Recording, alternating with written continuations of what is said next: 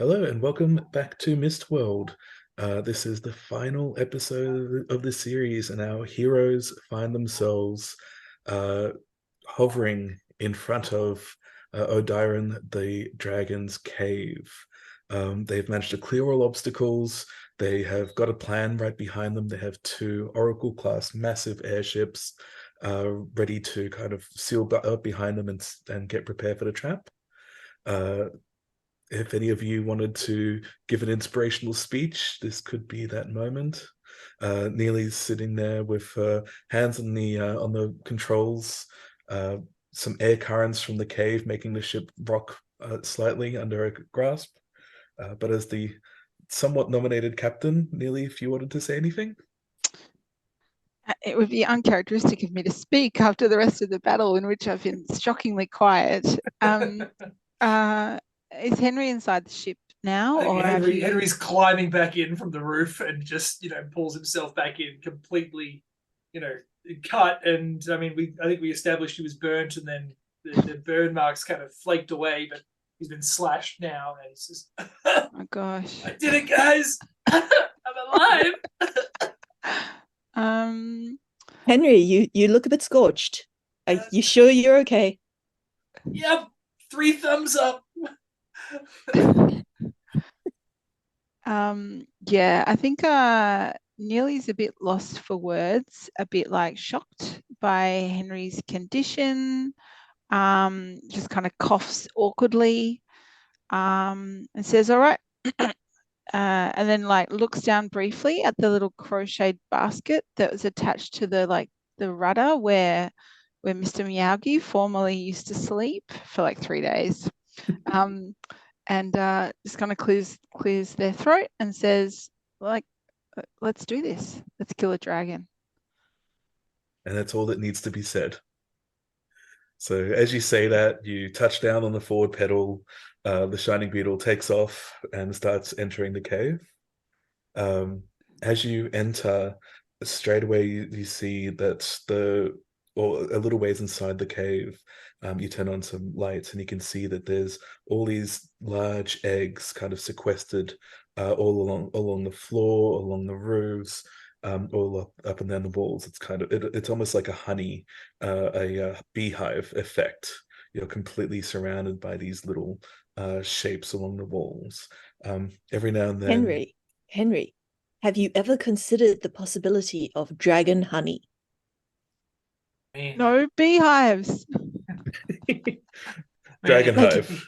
If you drained some of these, the stuff you could make with them, I don't know if it would be tasty or explosive, but either way, it's good. Yeah, I hear that, maybe the beeswax would be good for some scar wounds. Maybe we could get some on the way back.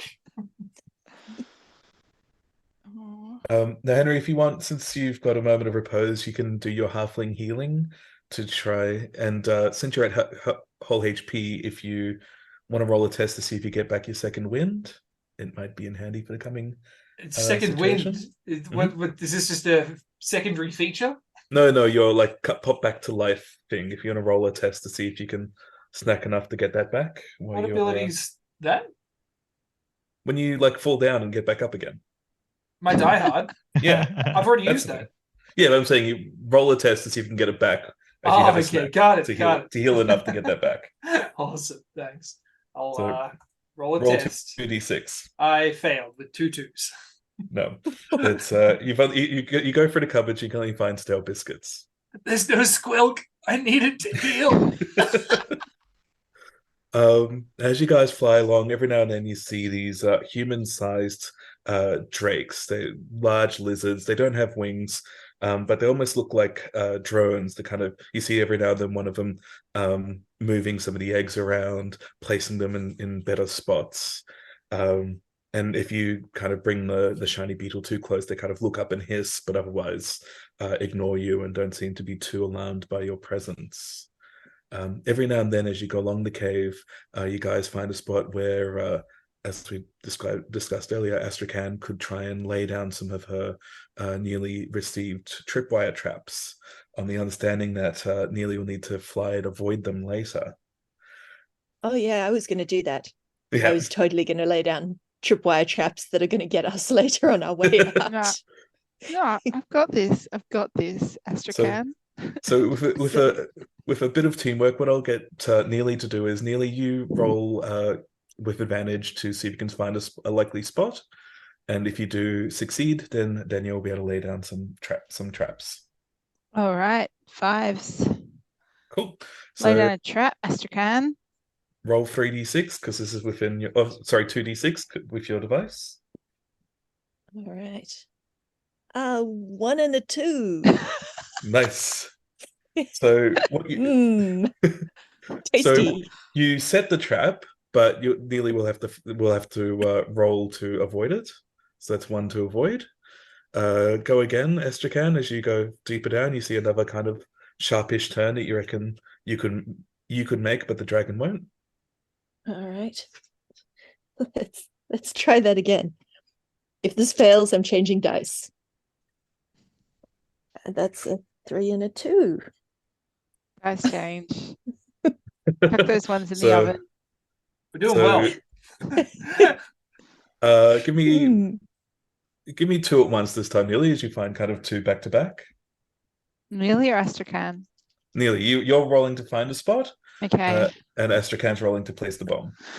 All right, another 5, so that's 1, and then a 6. So nice. And Astrakhan, 2 more.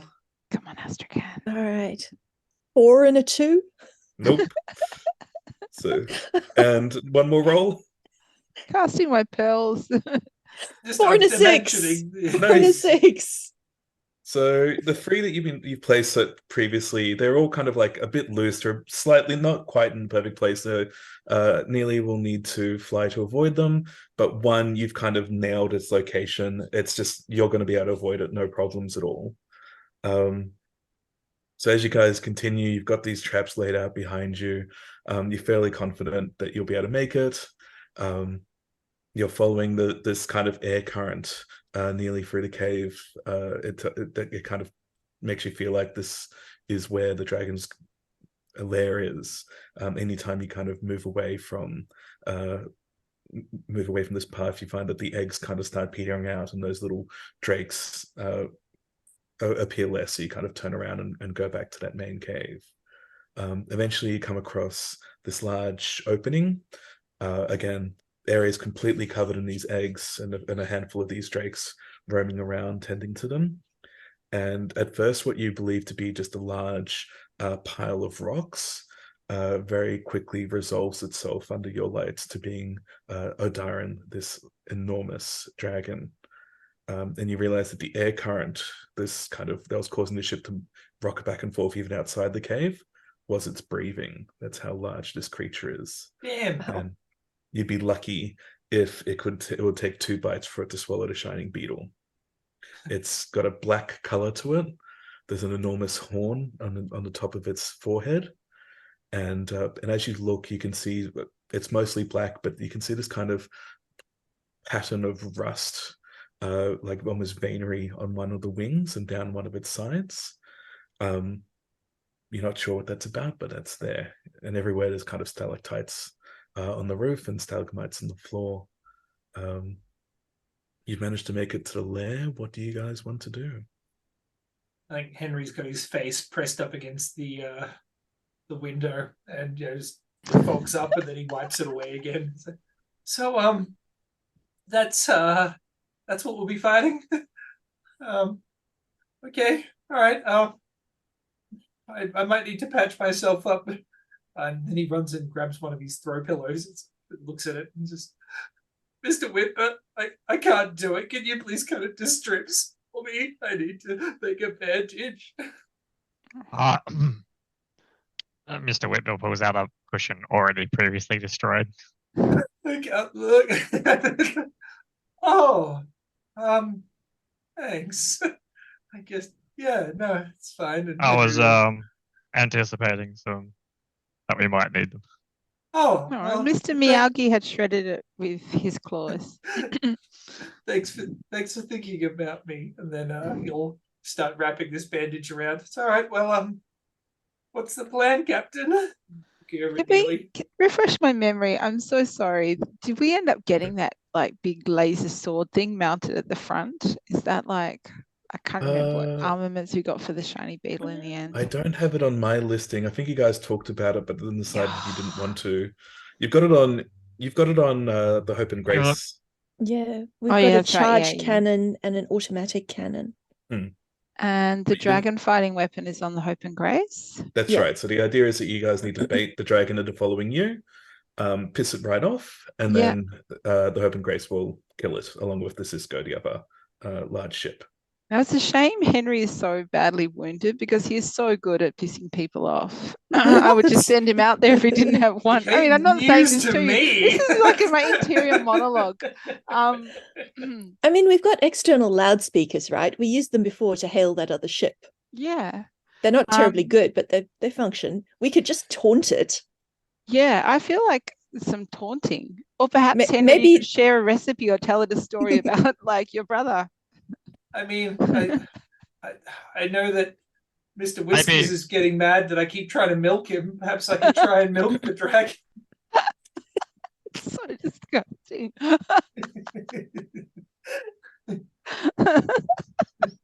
I think I'm going to draw a line.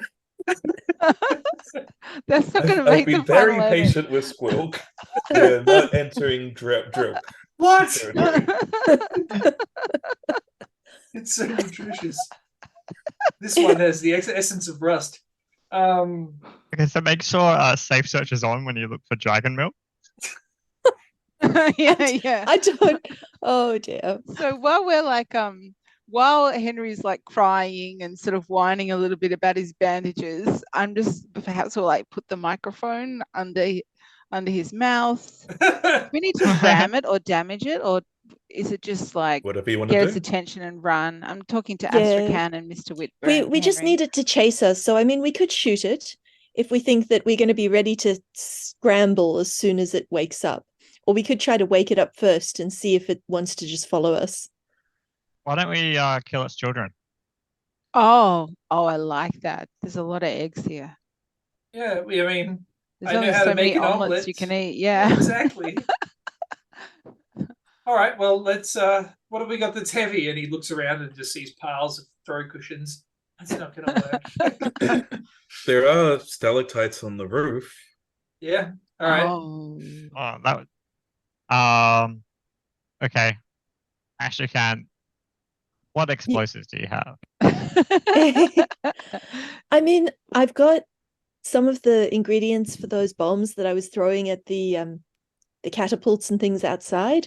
So I That could might probably work, yeah. whip one of those up.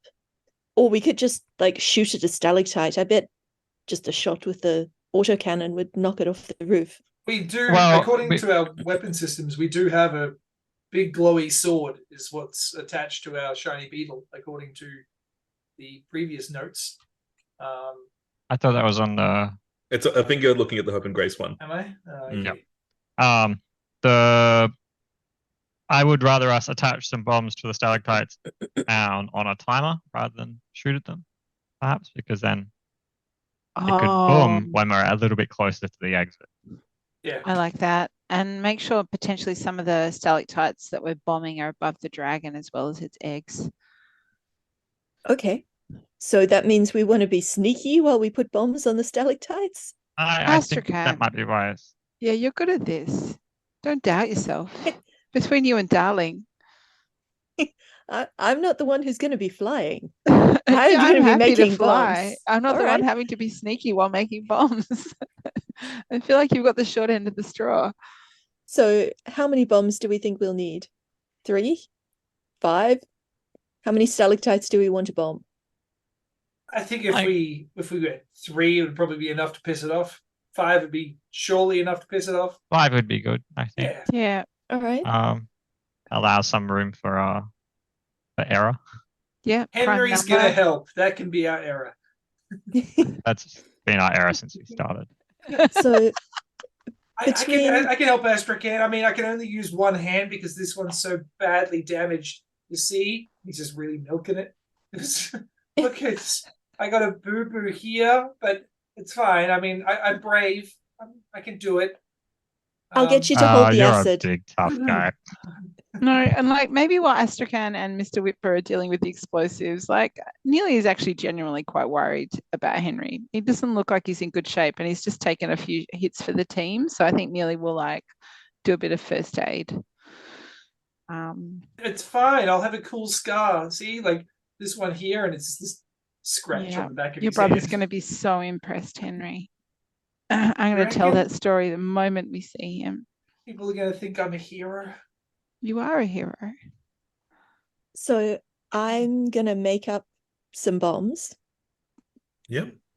Presume between Golomancer, Trapmaker, and Alchemist, I can do that with 2 or with 3 dice. I'll say with 3 dice, but we'll do so just to kind of you've only got one kind of rigging rope. So if you and Mr. Whitbeer go out, one of you won't be tied to the ship if they need to leave quickly. I can. Mr. Whipper can go and rig all the explosives, I guess. I mean, he's got You've the got- jetpack just in case something goes Yeah. wrong. That's right. You got your jetpack. You can get back onto the ship. I was just worried about one of you getting left behind. So yeah, you've got your jetpack. You can fly back. And Henry's going to quickly run off and make something in the back corner. Cool. So, Neely, could you give me a quick flight roll to see if you can get close enough for this to be easy?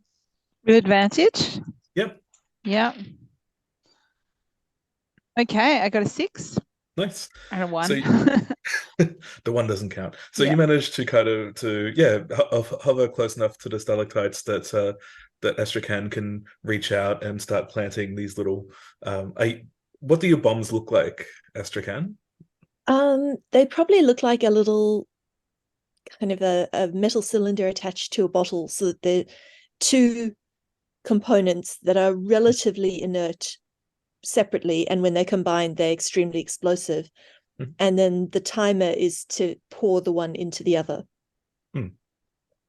Fair enough. So you start putting these little contraptions on the side, and kind of set them up so that they'll shatter after an appropriate time. Do I need to make a roll for each one, or just the one? Or I'm just going to say, give me 5 rolls and let me know what the lowest roll is. all right. We've got a 6, a 5, a 4, a 6, and a 6. Wow, that's actually really good. Lowest is 4. So you set these bombs everywhere. You're quite confident. The timing's only slightly off. You're back inside the shining beetle before they go, but the explosion's kind of enough to still rock the beetle a little bit. Miss Whitberg kind of dives up onto the ship after you.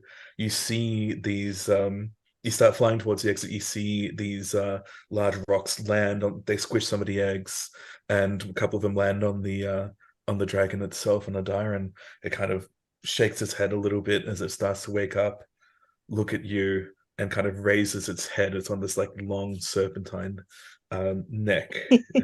And it goes, "Oh, little people, come again. I will not give you the honor of death by flame, rather by of 1,000 little teeth." And he roars, and you start to hear, not all, otherwise you'd be in a lot more trouble than you are, but a lot of those eggs start to hatch and crack. Big guy. He's going to let his kids do the work for him.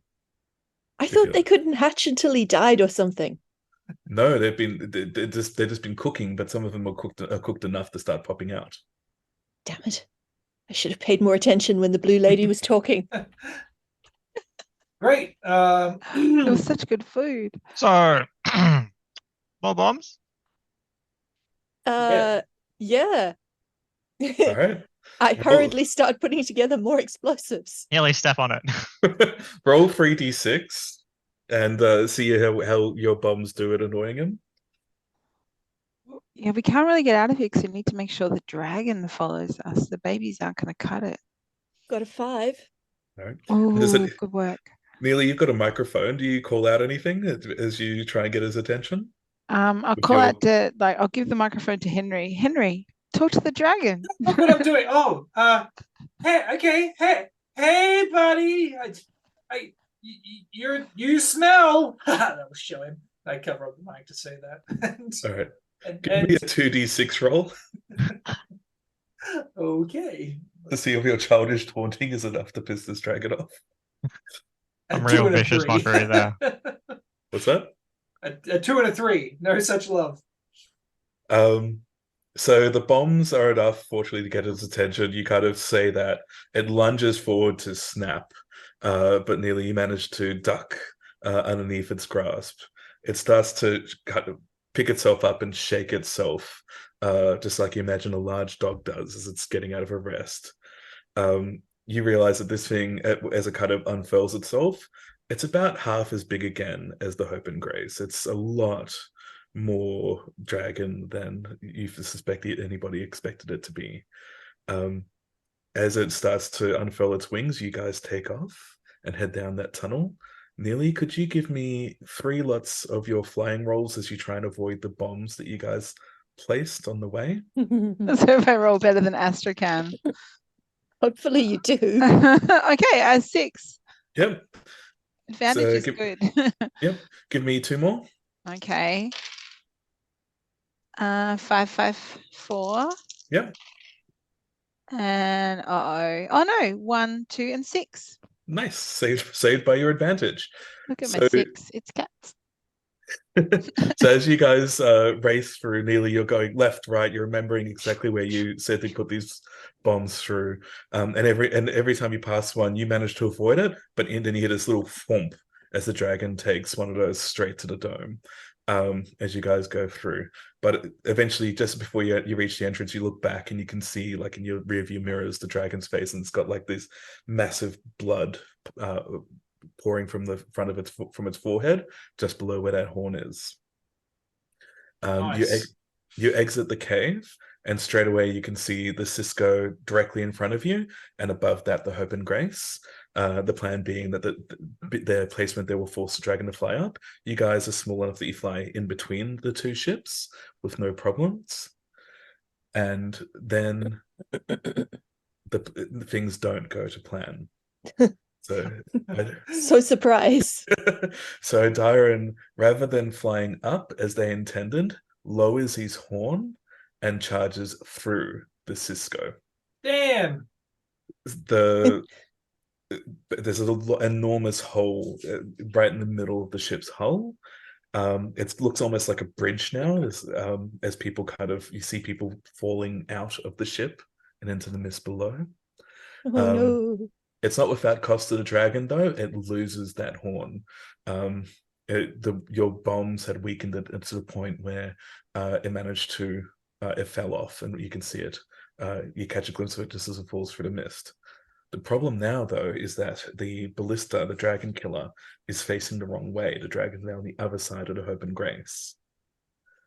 And as that happens, as well, dozens of little dragonlings, these little babies, fly out after the dragon and start attacking everyone. Nice. At that, Henry will quickly run over to Darling and kneel in front of her and just like, if I don't make it back, holding the sides of her camera, give this to Neely, and then he'll leap out and climb up onto the roof of the shiny beetle again with his magnetic boots, and then take an invasive stance, ready to kill any babies that come towards us. Henry, I got this. I'm a hero. And then leaps out. Mr. Whitbear, what are you doing? At this point, just waiting to see where the ship goes. I am Mr. Whitbear's not gonna do anything at this stage,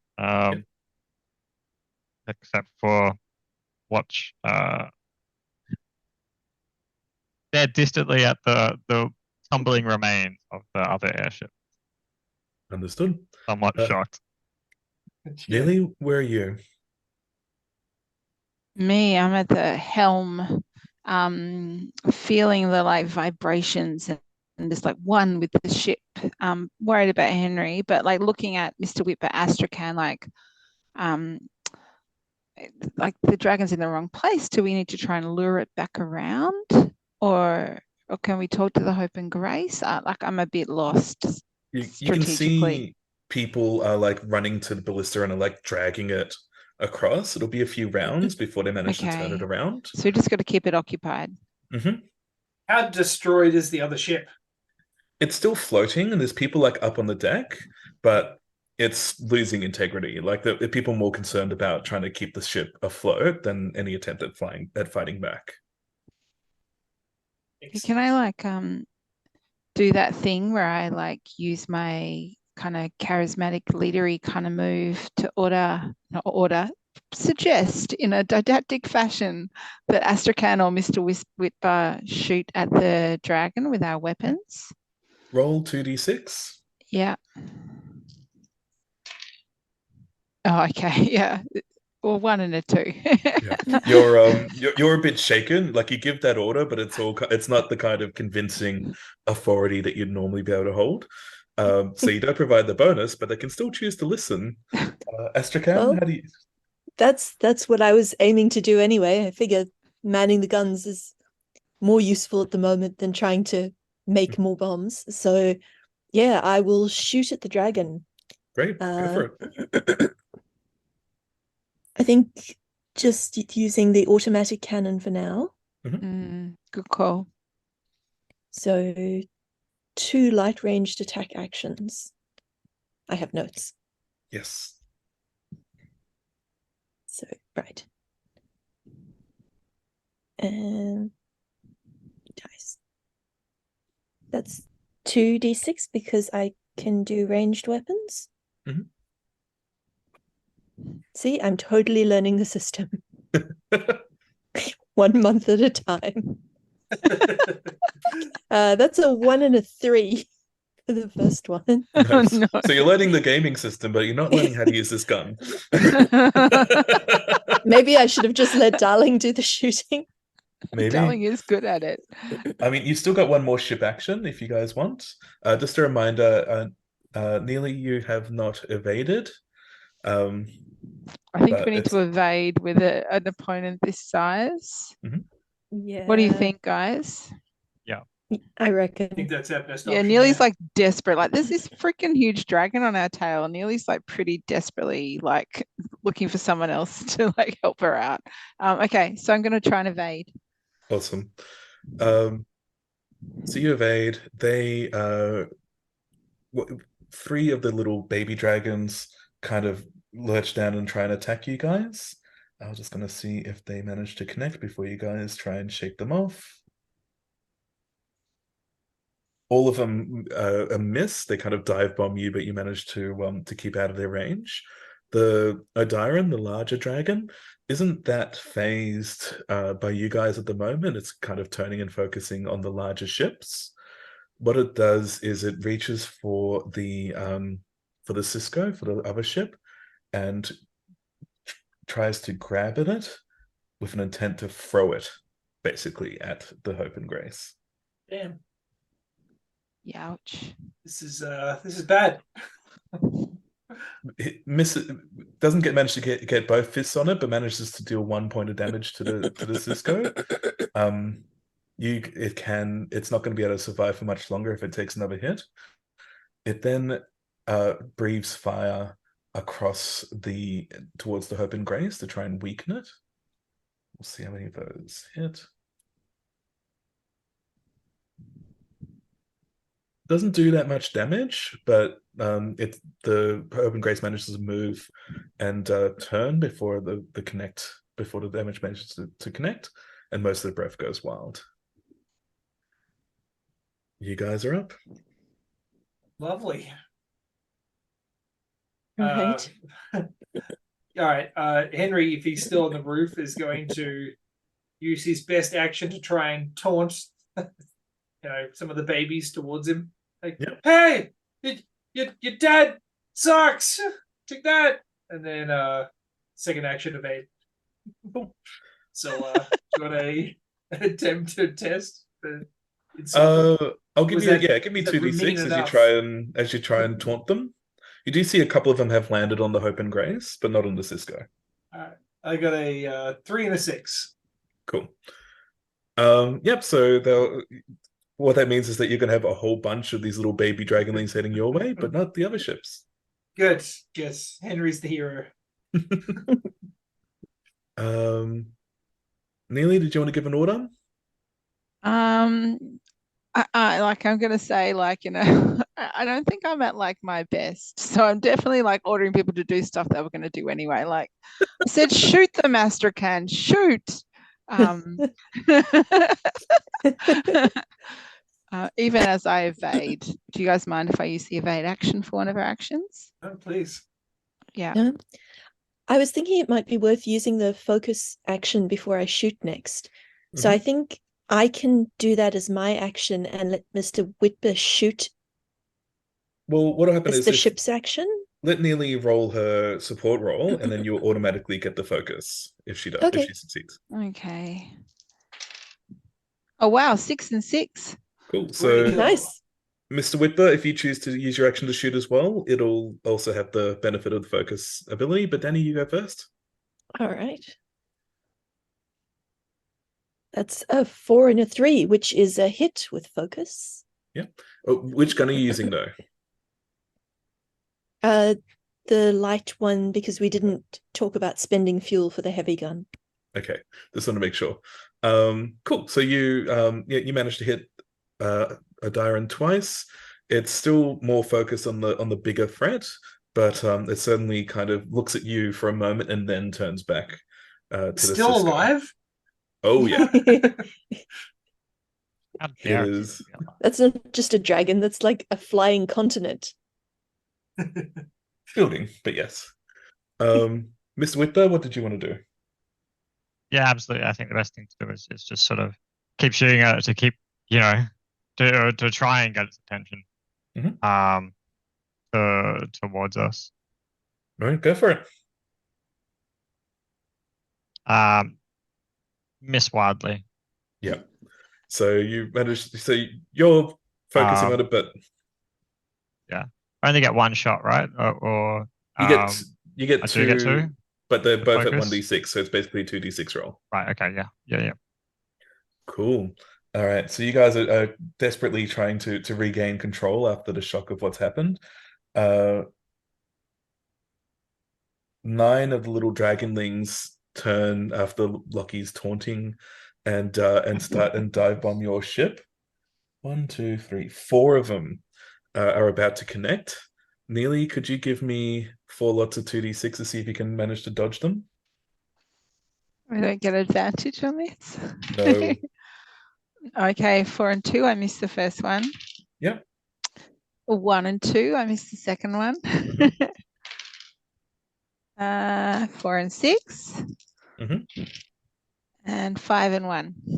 Cool. So you managed to avoid 2 of them, but another 2 land on the wings. Henry, are you going to throw your body between them and the ship? Yeah, if I can. Go for it. Great. I will use my evade to evade. Yep. Do I get advantage on that? I'm just curious. It's only 2d6, I believe. Yeah, I'm thinking that too. I was wondering whether I had more powers. I failed on that first one, straight up. And Yep, so you take 1 point of damage. I am unconscious. Oh dear. So yeah, I can't block the second, but Henry's magnetic boots just leave his body dangling there in the wind as he's strapped onto the roof and flailing like a. And I imagine it looks a lot like a limp balloon, like after you've just let it out, it's just waving around in the wind. Like one of those balloon men Car, outside the yeah. shops. Yeah. Pretty much. Selling So airships. So you can see his body hanging like unconscious on the ship. Just There's hearing 2 on the roof, dragonlings. dunk, dunk, dunk. 2 dragonlings similarly latch onto the wings on either side of him, and are start tearing into his ship gremlin style. There's 2 on the Hope and Grace. They automatically deal damage because they haven't been able to get them off yet. The Hope and Grace is not looking great. but manages to take out the two that landed on them. And they start doing a counterattack as well onto the dragon. The ballista's slowly turning. They still need more time. Wow. All right, well, I think it's Mr. Whitmer's only option to try and drag Henry back inside at this point. What you see is the Odiran kind of gives up on the Cisco. It just feels like it's done enough damage that its children will take care of the rest. It launches itself at the Hope and Grace. Oh crap! I'm sorry. Takes one swipe at it, but then breathes all of this fire just on the deck itself, surrounding the ballista. It recognizes what they're trying to do with it. We've got to distract that dragon. And this like whole area right around the ballista is completely cleared of people. A whole bunch of people are incinerated by the dragon. Some people manage to duck out of the way, but no one's handling the ballista at the moment. Wow. We've got to. Neely's like, should I ram the dragon? Like, there's no point us surviving if the Hope and Grace does not. You've still got your major lightning cannon. Yeah. You've been tossing pebbles at it. Use the lightning cannon. Come on. So, Danny, I would give you an alchemy roll if you want to try and make a healing potion to toss down Henry's gob for your action if you want to. I'll give that a shot. Mm-hmm. So that's 3d6 for you. Yeah. There is a 5 and a 5 and a 2 in that, so that I think that's a successful potion. And Mr. Whitber, are you going to grab that and run outside? I was thinking it was more important to bring Henry inside, to be honest. So there's only 2 dragons there. You're fine. Those dragons are ripping your ship apart. You can always get a new ship. We've got this ship, and the crew is all that matters. There's no crew without a ship. We've got our own little ship. Yeah, our little ship has 2 dragons on it. I'll also point out, Mr. Whitber, you can jetpack over to the Hope and Grace. I'm well aware. You can ditch these guys. No, I'm gonna slap the little dragon children away and drag Henry inside. All right. That's what Mr. Whitber is. Mr. Whipper, this is a time for courage. I'll give you that action. And Danny, if you want to spend your second action to toss that potion down his gob. Yep, I will do that. Yep. You've got one action left, guys. Who wants to take it and who wants to do one? Lightning cannon. All right, go for it. That do it. It takes what? Can we do that as one action? It just takes fuel, right? Yeah. You can also spend fuel to send Darling to repair one of the other larger ships. Darling. You've got like these little repair drone things. I didn't realize that we could use repair drones on the other ships as well as on ours. Yeah. Yeah. We established that a while back. If Henry gets the stuff put down and he just coughs awake and just like spits up some of the potion, like, did we win?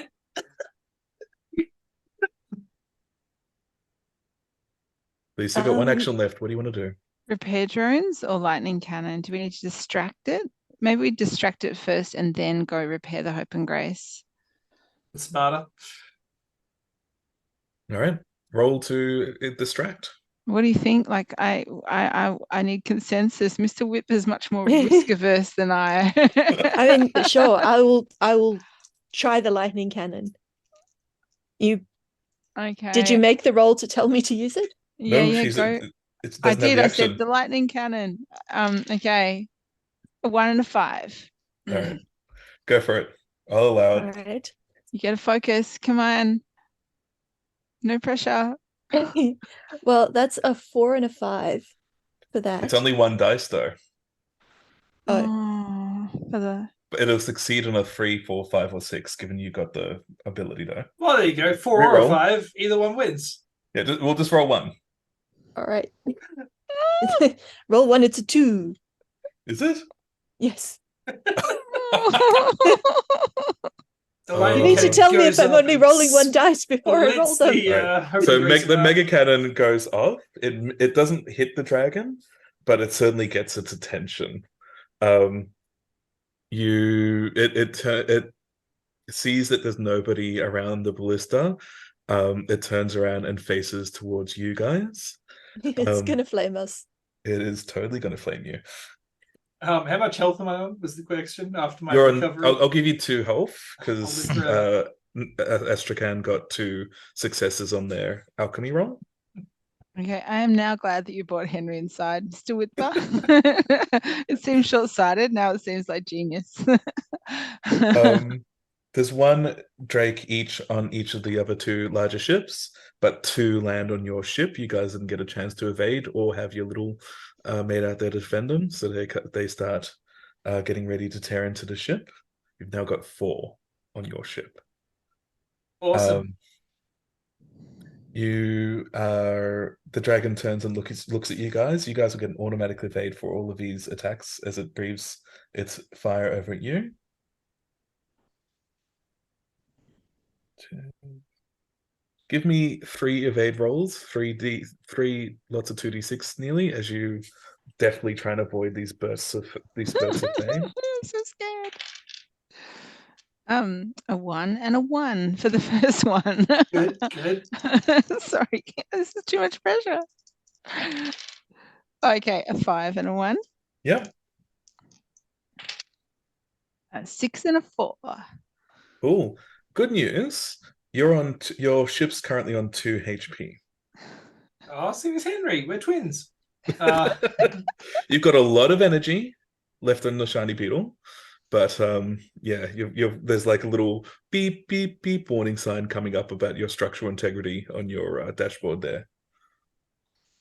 It's your guys' turn. Now, are we able to use our cannons and things to shoot the drakes that are on us currently? Is that too close combat? They're too close. It's basically melee with ranged. Cool. And so otherwise the ship would better shoot itself effectively. Yeah, that's it. All right. Well, I mean, I think I think the only option is to get back out there and be a target so that the ship can keep flying. You know.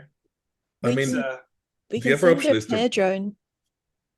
Yeah, I mean, we can heal us, but I mean, if we got 4 attacks on us from 1 attack each of those guys, that's you know, odds are we're going down.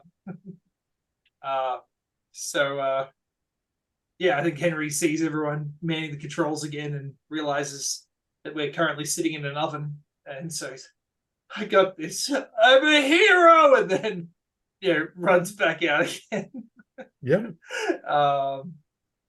I got this Mr. Whip, I got it. And he'll run up and is movement one of my actions? Is that the idea?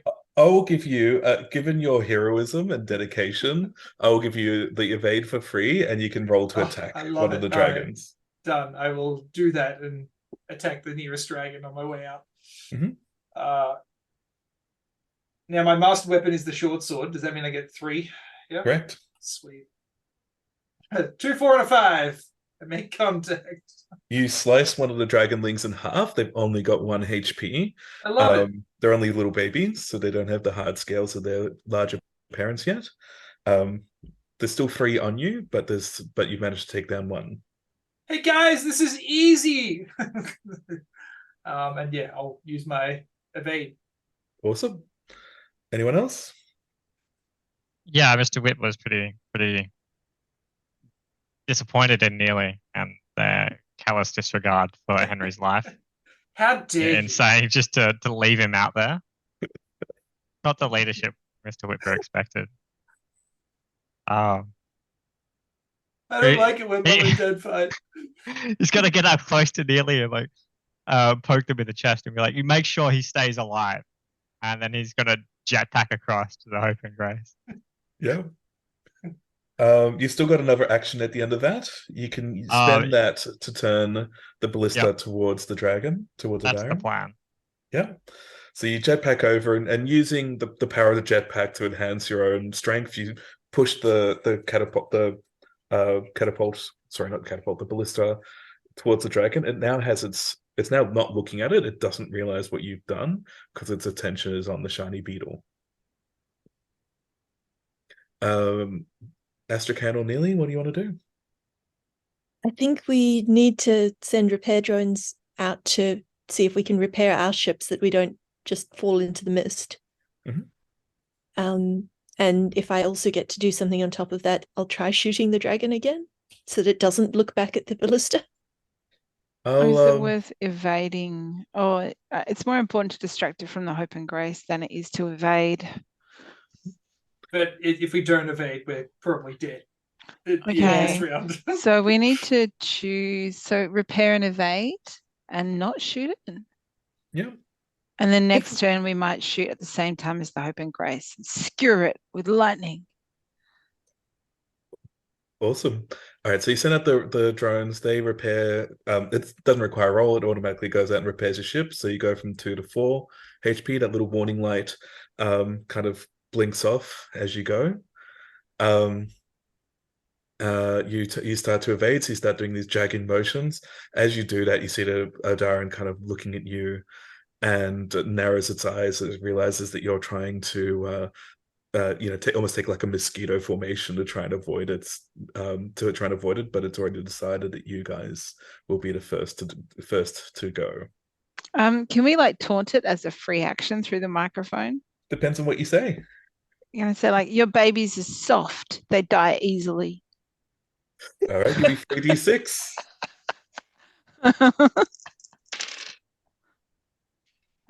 5, 4, and 6. Nice. Even a halfling can kill them. Even Henry can kill them. It's not just any halfling. At that taunt, what that success gives you was clinging to the side of the hope and grace. It launches itself and comes for you with its claws instead of just taking you out with its breath. Just imagine Henry on the roof looking at this dragon coming towards him with 2 claws, and there's nothing between them. Don't worry, guys, I have my shields. So I guess to Henry, it looks like it's coming for you. Yeah, I know. It's just standing there watching these claws lunge at him directly. I didn't actually tell Mr. Whitbread to keep you alive. All right. Bad news is that the 3 dragonlings automatically deal damage to the ship. You're back down to 1 HP. Damn. Again, as they kind of gremlin-like start tearing. They're more into destroying the ship than bothering Henry? They're not. They're kind of, you've heard from the past that they basically follow what their parent dictates. They're a bit mindless in that sense. So the dragon wants the ship to go down, so that's what they want. Damn. In saying that, if you want to throw your body between them, you can, but just remember you've only got 2 HP yourself. I will. Mhm. Only because I'm going to use my squid shield ability, which I should have used before but forgot existed. All right. Once per battle, I can automatically succeed on a counter check. But the counters are not only when I evade. So yeah, roll 3 lots of 2d6 as you desperately try and defend the ship. 1, 2, 3. I fail on the first 2 and then succeed on the third. I'm guessing I go down, or do they attack the ship instead? Give me a counter. So you automatically take 1 out as you go down with your as you activate your counter attack. That depends on if the first 2 go through. Yeah. All right. Story-wise, all right. They come at you at the same time. You manage to counterattack one of them, but the other 2 go for your flanks and manage to bring you down. Perfect. My battle cry goes silent from inside the cabin. As you do that, Mr. Whitber, you have a clear shot at the dragon's back. Are you the type of person to shoot a man in the back while he's got his back turned? That's the only way to shoot him. Don't want to shoot him to the front. So roll me 2d6 as you turn the crank on this ballista, aim it, and launch. Ballista's like just a big crossbow, right? No, 2d6. We've had this conversation almost every time you've had a chance to press the button. Just pretend to be goblin kid children. You'll kill them in no time. Bad news. I'm just going to add bad news, though. If you on the 2d6, if you roll double ones, you might take out your friends. Don't do that. Well, Henry good thing I won't got see a it coming. 5 and a 2. Oh, phew, Mr. Whipper. All right. As that happens, Neely, do you want to roll for the lightning cannon as you try to skewer the dragon? Or Astrakhan, is she manning it? They Or manning either it? roll? I can totally do that. I believe you. Your Does dice are Neil- due for some good luck. Does So- Neely want to tell me to do it? I said, shoot them, Astrakhan. What are you, deaf? So 1d6, but success on a 3+. Yeah, hold All on. right. It's a 4. It's a 4. I hit. Yay! Finally. So, you see these dragons kind of tearing into your ship. The Cisco's hanging by a thread. You see one of your crew members, the Keequeb, the giant spider, kind of swinging on a thread as they try and repair the ship and trying to keep the Hope and Grace afloat. Best character in the whole game. Unfortunately, a casual whip from the dragon from Adarin's tail severs the spider line it was working from, and it falls into the mist. Oh. As that happens, Mr. Whitber, you line up the ballista, you say a prayer to the baking gods, and launch, hitting him dead center. As you do that, the Astrakhan presses the big red button for the mega lightning cannon, and drawn to the metal tip, now piercing through the dragon's chest, the bolts hits dead center. The dragon, Ooh. caught between these two attacks, screams and then falls down into the mist. The dragonlings, seeing their parent defeated, immediately take off and scatter. You've still got an unconscious crewmate on your ship. What do you want to do? I'm gonna leave the wheel to Darling and run out onto the. I don't think I'm even gonna care very much about ropes. I'm just gonna go out and try and grab Henry and bring him inside. You bring him I'll- inside. I'll probably try making another healing potion. Yeah, good call. Go for it. Plump and exhaustion against the ballista. That's a 5. Yeah. It's not quite as effective as your previous one. In fact, it's exactly half as effective if you want to go by the numbers, but it's enough to prevent any death rolls being needed. Yay. So I'm That's still on something. 0 hit points and just unconscious. No, you Okay. managed to kind of wake up to the two to Astrakhan and Lee kind of kneeling over you, pouring something not great tasting down your throat. I think he coughs and he's like, all right, I'm good to go. I'm going. And then he starts trying to push himself back up to step out onto the wings again. I'm got this.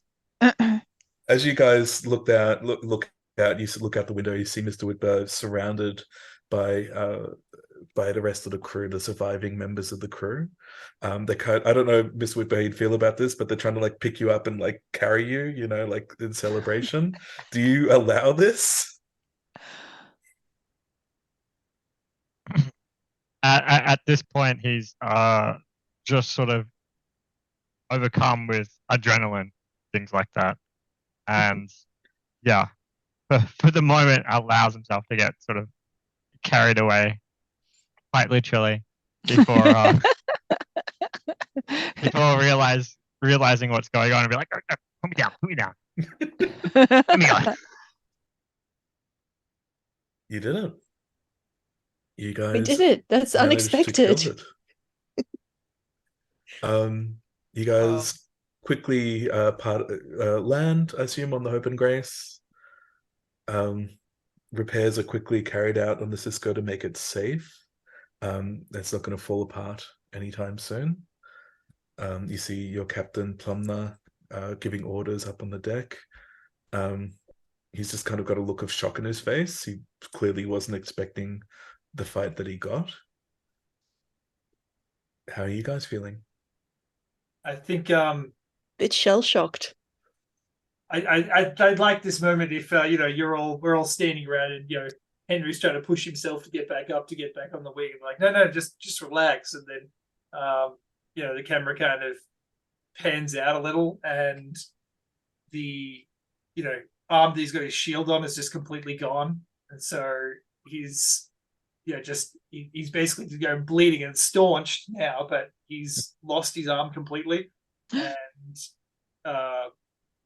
he just said, I lost my shield. It's gone. And then, that's the moment I want to see now. Oh, no. It's his shielding arm. It's, he's always been about a shield, and now he can't.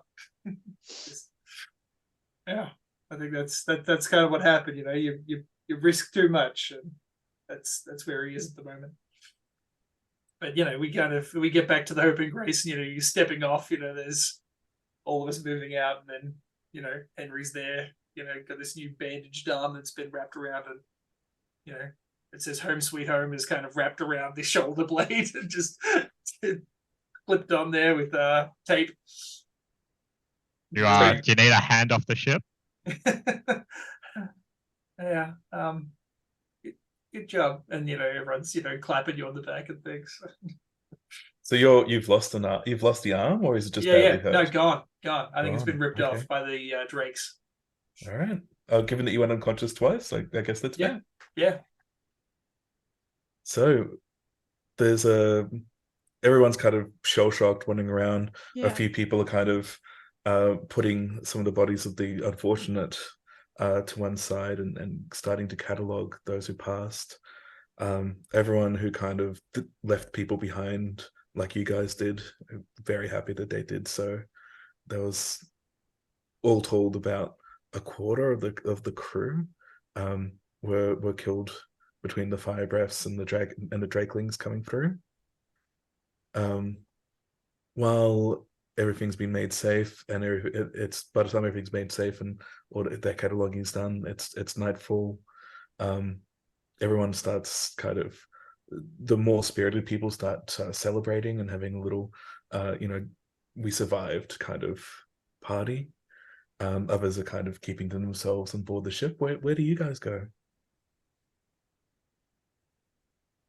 So Nearly will stay right next to Henry. Mm-hmm. And just without really saying anything or making it too obvious, we'll just kind of make sure that he's okay. But I think in the back of their mind, as soon as the sun rises, without Captain Plumner's approval or with it, Neely's going to take the shiny beetle and destroy every single remaining egg that's left, even if it takes days. Mm-hmm. You make that plan for the next day, but that can be certainly your plan. Yeah. Absolutely. Yeah. So especially with that plan in mind, because I'm pretty sure Neely has made that very obvious. That's her plan. I would like to sneak back into the cave and see what's happened, and if I can collect some of the dragon eggs to experiment with. Sure, you managed to slip away, grab. I'll say you get one egg. They're quite large. Okay. Fair enough. But you managed to sneak one egg. It's due to hatch any moment now. But it's when like you do Mr. Miyagi. We can have a pet dragon, Neely. It'll be cute. When you get dragons. there, though, you get there. So you stayed long enough to realize that the drakes have all fled as well. Okay. They were pretty ubiquitous beforehand, but now they've all left. What's your goal here? Hey, small draconic child, I killed your parent. Why would I tell it that? And also, you're just gonna let it grow up without knowing that? What's going to happen when it's like a teenager and moody and ready to move out of home and then works this out?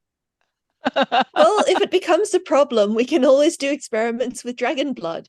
Until that point, we'll just see what happens. I mean, does anyone actually understand how dragon fire works? Do they? No, they don't. I will be the first. And so you're in your room with your dragon egg during the Yep. celebration? All right. Yeah, you better be hiding it quite well. I am hiding it. I'm like looking at where Henry's arm used to be and feeling a very strong hatred for dragons at this point. Understandable. If it does hatch, I'm going to totally disguise it as a giant cat by putting fluffy ears on it. Then I will love it. And Mr. Whitber, where do you spend the evening? Absolutely preparing to help Neely with the egg hunting exercise. Yep. So you're like stockpiling ammunition and going through storage? Can we say that there are like female members of the crew who think that Mr. Whitber is like amazing and or male, sorry, I should make assumptions, and that like there's a lot of people throwing themselves at Mr. Whitber, which I think that Mr. Whitber wouldn't love very much. I think that's why he's retreated to the cargo storage. Is the attention's getting a bit much. He's the Dragon Slayer. Mm. Well, that's it. I think there's a moment where Alistair McFloundry, the passenger manager from the ship, ends up coming up to Henry and says, good news. It appears that now that we've lost a quarter of our crew, the room has become available to yourself again. So you can have your old room back, chap. Really? You're in the room, I assume. How do you feel when this happens? Does Henry get at least a discount, like a 25% discount, you know? I'll be using a lot less water to wash my hands. Yeah, I think that I punch Alistair and push him out of the room. Oh, Jesus. Oh, come on now. Gosh. This guy faced down a dragon, Alistair. He can have your room. I think not. Good luck. And then he'll, snootily walk out of there. And, Henry's like, I guess, yeah, well, I should unpack. I haven't had a room for a little while. And he just thinks to himself, the irony is that he's always lost a sock, but has never lost a glove. That's dark. That's so dark.